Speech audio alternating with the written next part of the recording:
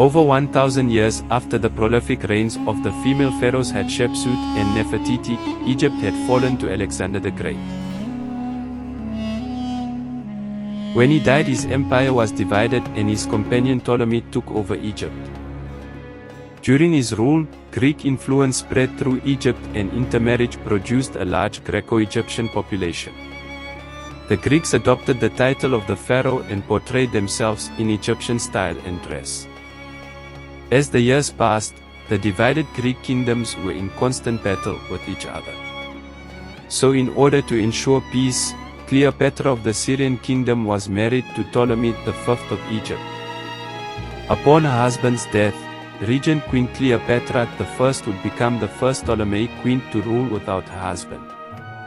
She immediately ended her late husband's wars and pursued a policy of peace.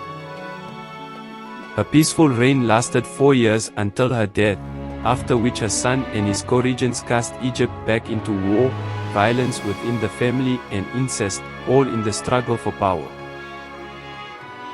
Cleopatra II took over as co-regent after her brother's death, but was forced to flee the kingdom. The family made peace, and she returned to rule with her brother who she married, and upon their death, their daughter Cleopatra III became queen regent. She reigned as co-regent with her firstborn son, before banishing him from the kingdom and making his younger brother the new co-regent. After 6 years of joint rule, the second-born son, Ptolemy X, murdered his mother and took over power, taking his niece Cleopatra IV as his wife and co-regent. Upon his death, his widow would only reign for 1 year before being forced to flee to Cyprus. Her sister Tryphaena sent soldiers in pursuit, and they murdered her in the sanctuary of Daphne in Antioch.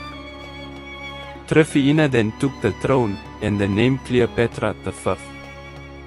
Historical records are unclear at this point, but it is believed that she may have been the mother of Berenice IV, who reigned as Cleopatra VI.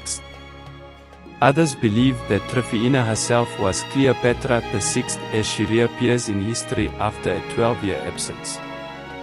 Either way, the Cleopatra who came after this point would become the most famous one throughout history. And the legacy of the seventh, and most powerful Cleopatra would come to affect the course of history not just for Egypt, but also for the Greek and Roman empires.